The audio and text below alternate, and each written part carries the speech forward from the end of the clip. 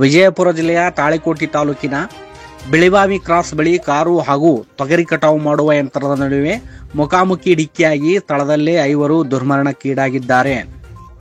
ಅಪಘಾತದ ರಭಸಕ್ಕೆ ಕಾರಲ್ಲಿದ್ದ 2 ಮಹಿಳೆಯರು 3 ಪುರುಷರು ಸೇರಿದಂತೆ 5 ಸಾವಿಗೀಡಾಗಿದ್ದಾರೆ.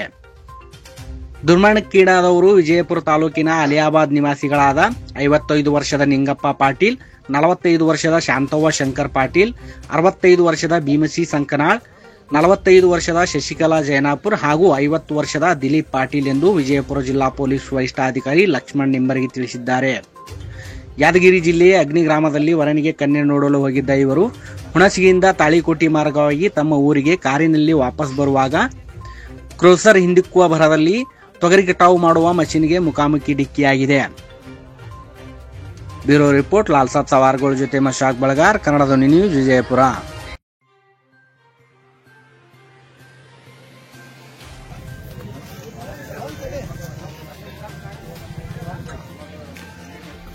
ಆನಂದ